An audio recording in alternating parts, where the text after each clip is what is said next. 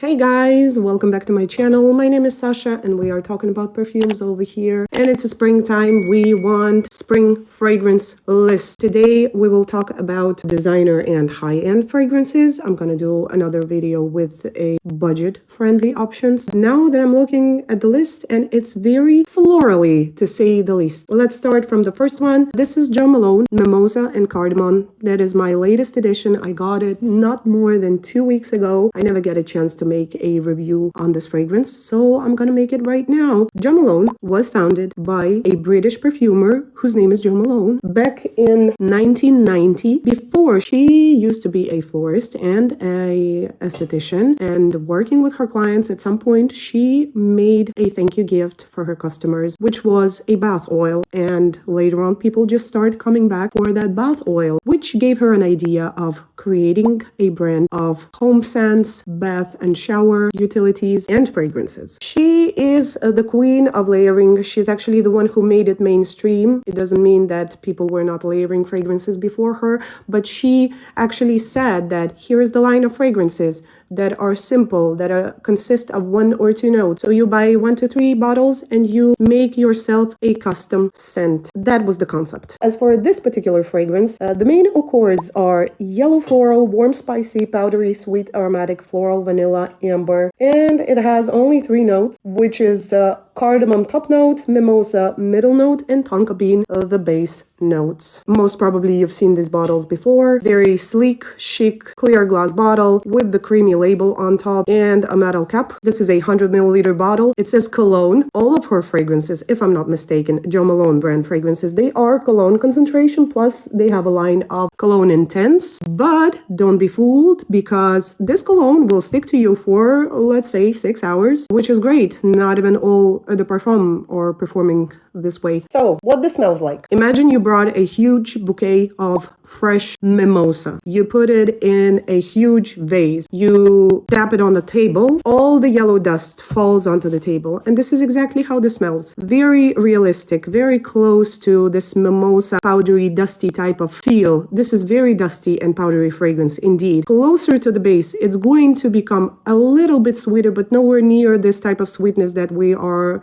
getting bombarded from every angle, being in our gourmand era. Very natural sweetness. Maybe a hint of honey type of sweetness. Yesterday my friend mentioned that this gives her a village vibes. She actually said that smells like shit. I said maybe, just maybe, this can be this fragrance. However, the scent of a village is not triggering me whatsoever. I'm totally fine with all the natural type of smells that you get around the village. Cattle, goats, sheep, farm animals. I do agree that this dry feel and this powderiness and dustiness also can come through as a, for example, hay or wheat. Still, I enjoy it a lot, especially now when we are getting around 15 degrees at noon, even higher. In the winter time, while it was still cold and minus at night, this was sounding great. It fills up the room with sun rays. All of a sudden, you just bring a spring to the room once you spray this. Super chic and elegant, in my opinion, on any occasion. Morning, evening, you can take this fragrance with you anywhere you want. In any situation, it will be appropriate. I don't know if it actually can offend somebody. Even if it will remind to somebody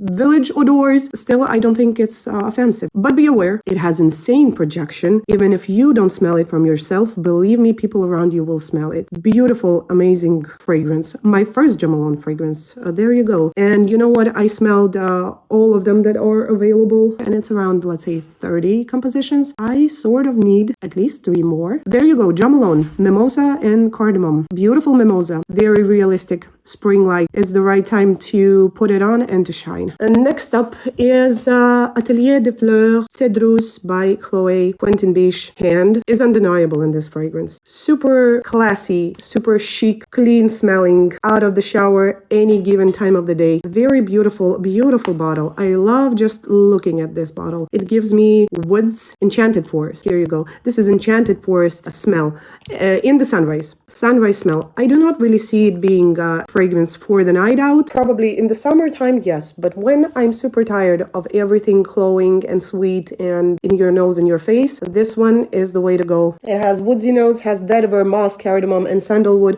and that's the full list of its notes. Somewhere at the back, you will get a little bit of barbershop-y vibe, but super dainty. Like you have to seriously put your nose in. Very fresh, very classical smelling, not old school. Don't get me wrong, this is not old school smell. It's a fresh forest with herbs, with greens, with mosses, with dragonflies flying around. The cleanest, the freshest forest you've ever been in your life. Let's call it like that. Spring, summer, it's time to shine, and it lasts. It sticks, it stays put for, let's say, also 6 to 8 hours. Great performance, and great bottle, and great design, and I don't know, everything about this fragrance is just great. It's so beautiful. If you never smelled it, please go and check it out. Cedrus, very unisex, by the way. And my Cedrus bottle had 2 more little friends in the box. It was a set, so I thought I will include them over here. This is Jasmin Sambac and Magnolia Alba, also by Atelier de Fleur. 2 travel sprays by 10 milliliters. Magnolia. It's a aquatic veil, very light and airy, creamy white dress. Girly, innocent, absolutely non-offensive. This is pretty, this is happy, this is innocent, very demure, well, office friendly, any setting friendly. Basically, the fragrances on this list, they're all going to be appropriate for any occasion, so we can take that off our plates. Performance on this one is going to be around 4 hours. Fresh, watery magnolia. It has, in the notes, it has magnolia and champaca. This is where you will get the creaminess closer to the base, but again, the opening in the base of this fragrance is not going to be dramatically different. Jasminum Sambac, the easiest and the fastest description of this fragrance is a jasmine bush. I have one growing on my balcony. Right after the sun goes down, when all the bees are off the duty, they gathered all the dust for their honey. You can finally stick your head into a blooming jasmine bush. This is exactly what you're gonna get. I did not smell more realistic jasmine in my life. Smells exactly like those flowers. So if you wanna smell like a jasmine bush, there you go. And it's an amazing, pretty, girly, feminine scent with a bit more stronger longevity than Magnolia Alba. It will also stay with you for around 6 hours.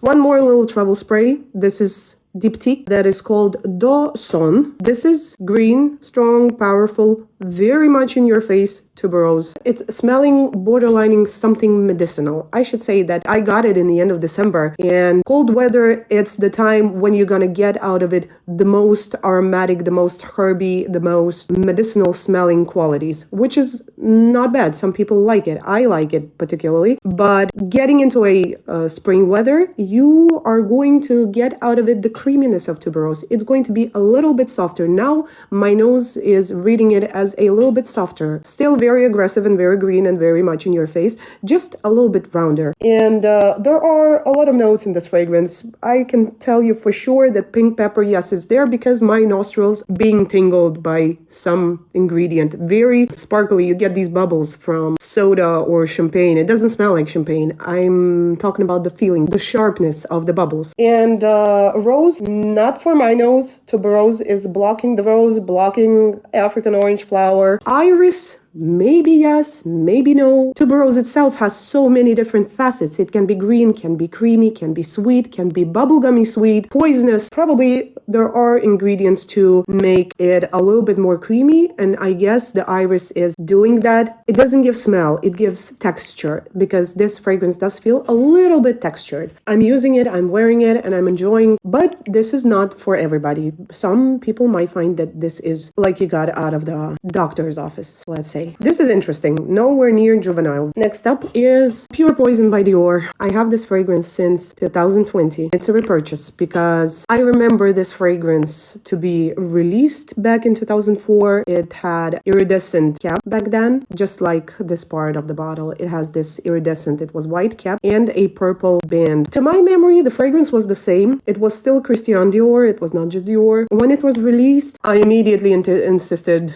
my mom getting it so I can use it too, and that's what she did. It's just a very much nostalgia type of fragrance. But if we're talking about what you actually smell, this is a neroli based fragrance. Neroli, orange flower, very clean laundry vibe. At the same time, very sophisticated.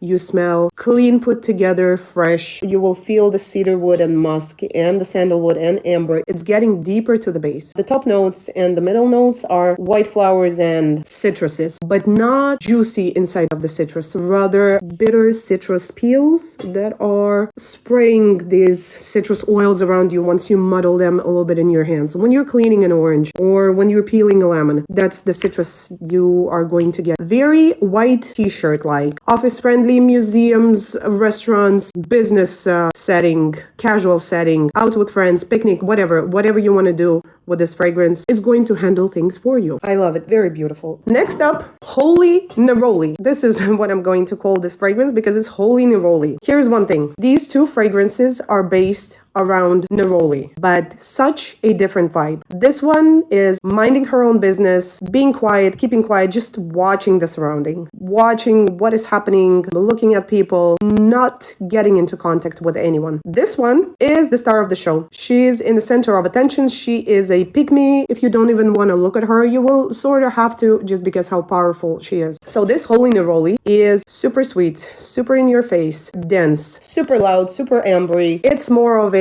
out having fun. I would not wear this to an office. Or maybe in the tiniest micro spritz. My regular amount of spritz would be 6, 7, let's say 6 is enough for me with any perfume in my collection. This one I need 2, and I'm smelling for 2 days. This is a 90 ml bottle. I went through half. I got it back in 2022, so it took me 4 years to get here. 4 more years and I'm done. Listen, this is a beautiful fragrance. It's really loud. Preferably you have to be outside. In the indoor setting, this is super powerful. To some people, it might be cloying. It is going to be cloying for you if you overspray it. From my experience of wearing this, there is a short window in the beginning of the fall and beginning of the spring when I can wear it. In the summer, it is cloying and suffocating to me, and in the winter, it's just too sharp. I'm injuring my nostrils. Nevertheless, right now is the right time for me, at least, to wear it. I've seen people who wear it all year round, in the hottest heat, in the coldest winter. They're doing great. To me, 90% of the time is going to be too much. For short period of the time, in those small windows where I can wear it, it's perfection. Playful, hot, extravagant, in your face, Prada Paradoxe. And the last one, Burberry, her, the OG, that's been released back in 2018, 8 years ago. Still on a hype wave, in my opinion. So many flankers